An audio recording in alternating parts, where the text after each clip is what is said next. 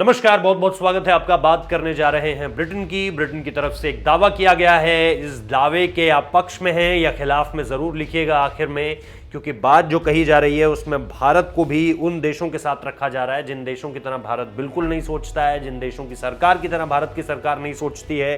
कौन है वो 4 देश और किस तरह से नेहरू के सेकुलरिज्म पर हिंदू राष्ट्रवाद हावी हो गया है, ये सब किसने कहा है, ये आपको बताएं। उससे पहले मैं आपको बता दूं कि India UK relations post Brexit, इसको लेकर के प्रमुख ब्रिटिश थिंक टैंक का कहना है कि इस वक्त पे अगर आप भारत की स्थिति देखें तो वो कुछ देशों से बिल्कुल मेल खाती है। और इसमें उन्होंने जिन देशों का नाम लिया है वो अपने आप में ये बताने के लिए काफ़ी है कि क्या भारत को भी उस लिस्ट में शुमार कर देना चाहिए या भारत को उस लिस्ट से बाहर रखना चाहिए। इसमें जिन देशों का जिक्र है वहाँ की जो गवर्नमेंट है, वहाँ की जो पॉलिसीज़ हैं उसको लेकर के और इंडिया को लेकर के ये अलग अलग चीज़ें, इसमें कैसे उन्होंने इसे अलग रखा है ये चीज़ें समझ से परे इसलिए भी इस वक्त पे लगती है क्योंकि इसमें टर्की जैसे देश का नाम भी है। टर्की वो देश जिसके बारे में जो लगातार भारत की तरफ या जेएंडके की तरफ आतंकी भेजने की बात करता है और ये कहता है कि बाकायदा हम 1.5 से 2 लाख रुपए देने के लिए तैयार है उन आतंकियों को, पर आतंकियों की ये कॉस्ट है।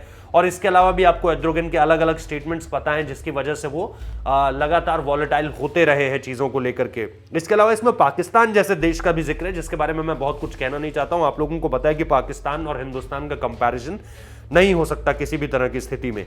और ऐसे में जो इस थिंक टैंक ने जिक्र दिया है कि ग्लोबल ब्रिटेन ब्रोकर शीर्षक की ये छपी रिपोर्ट में सवाल खड़े करती है कि क्या यूके अपनी ताकतों के बावजूद दुनिया पर अपने कम होते प्रभाव को रोक पाएगा। भारत को उन 4 मुश्किल देशों की सूची में डाला गया है जो यूके के लिए प्रतिद्वंदी साबित होंगे। इसके अलावा भारत की घरेलू राजनीति को भी अड़चन बताया गया है। यानी एक तरह से आप ये कह सकते हैं कि आने वाले सालों में जहां दुनिया की बड़ी बड़ी जो ग्लोबल इंडेक्स कंपनीज हैं वो ये कह रही हैं कि इंडियन इकोनॉमी विल राइज, और ये कहीं ना कहीं एक उस स्तर पर आ जाएगी जहां पर ये 3, 4, 5 या टॉप 5 में भी आप इसको देख सकते हैं।